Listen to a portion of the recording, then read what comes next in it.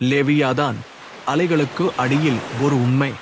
அன்பர்களே, திசை காட்டி நில வரைபடங்கள் எல்லாம் உருவாவதற்கு முன்பே கடலின் விளிம்புகளை யாரும் அறிந்திடாத காலத்தில் லேவியாதான் என்ற ஒன்று இருந்தது. அது வெறும் ஒரு பெரிய மிருகம் மட்டுமல்ல, நம் ஆழ்மனத்தில் புதைந்திருக்கும் பயங்களின் ஒரு மெல்லிய சத்தம். அது பழங்கால நினைவுகளில் உச்சரிக்கப்பட்ட ஒரு பெயர். எபிரேய பைபிளில் லேவியாதான் கடலின் ஆழத்திலிருந்து எழுந்து வருவது பற்றி சொல்லப்பட்டுள்ளது. அது ஒரு மாபெரும் சர்ப்பம். அதன் மூச்சு காற்று கடலை கூட கொதிக்க வைக்குமாம். அதன் கண்கள் நெருப்பாய் ஜொலிக்குமாம்.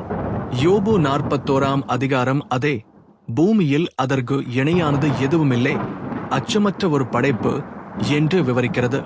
அதன் செதில்கள் உடைக்க முடியாத வலிமை கொண்டவே, ஈட்டிகளை கூட அது சிரித்து ஏற்குமாம்.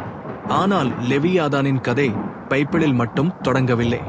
உகாரிட்டிக் புராணத்தில் அது லோடன் என்ற 7 தலைக்கடல் பாம்பாக சித்தரிக்கப்பட்டுள்ளது. அதே பால் என்ற புயல் கடவுள் கொண்டாராம். பாபிலோனிய இதிகாசத்தில் தியாமத் என்ற டிராகன் தேவதையை மரக் அழித்து அவளது உடலில் இருந்து வானத்தை உருவாக்கினார். லேவியாதான் இந்த 2 கதைகளின் சாயலையும் கொண்டது. பிரபஞ்ச குழப்பத்தில் பிறந்து கூட்டு நினைவுகளில் புதைந்து போனது. யூத மரபில் லேவியாதான் 3 முக்கியமான ஆதி உயிரினங்களில் ஒன்று. பெஹிமோத் நிலத்தை ஆண்டது. ஜிஸ் ஆகாயத்தில் பறந்தது. லேவியாதான் கடலின் ஆழத்தை ஆண்டது. ஒரு காலத்தில் 2 லெவியாதான்கள் இருந்தனவாம். ஆனால் படைப்பு குழப்பத்தில் மூர்க்குவதை தடுக்க பெண் லெவியாதான் கொல்லப்பட்டது. அதன் மாமிசமா? அது நீதிமான்களுக்கான ஒரு பெருவிருந்திற்காக சேமித்து வைக்கப்பட்டுள்ளதாம்.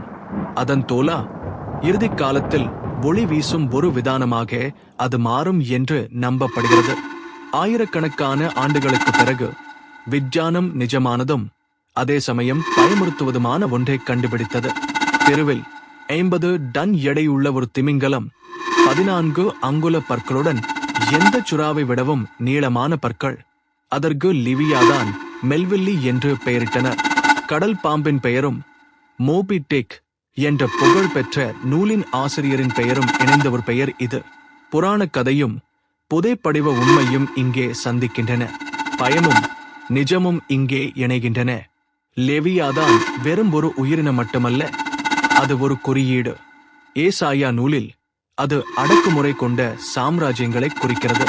தாமஸ் ஹோப்ஸ் எழுதிய லேவியாதான் என்ற நூலில் அது அரசாங்கத்தை குறிக்கிறது. பெரியது, அத்தியாவசியமானது, முழுமையானது. தத்துவஜானிகள் இதை நமது ஆழ்மனதின் பிரதிபலிப்பாக பார்க்கிறார்கள். கலைஞர்கள் இதை போதைக்கு அடிமையாதல், போர், பயம் போன்றவற்றை குறிப்பதாக சித்தரிக்கிறார்கள். லேவியாதான் என்பது நாம் ஆக்ரோஷத்தை எதிர்பார்க்கும் இடத்தில் அமைதியாக இருப்பது, புயல்களை எதிர்பார்க்கும் இடத்தில் அசைவற்று இருப்பது. அது நம்மை அச்சுறுத்தவில்லை, அது நம்மையே நமக்கு காட்டுகிறது. நம் உள்ளிருக்கும் குழப்பத்திற்கு அது ஒரு கண்ணாடி. ஆகவே உங்களுக்குள்ளே அலைகள் எழுவது போல எப்போதாவது உணர்ந்தால், எந்த அசுரன் என்னை துரத்துகிறான் என்று கேட்காதீர்கள். நான் என்ன உண்மைகளை உள்ளுக்குள் புதைத்து வைத்துள்ளேன் என்று கேளுங்கள்.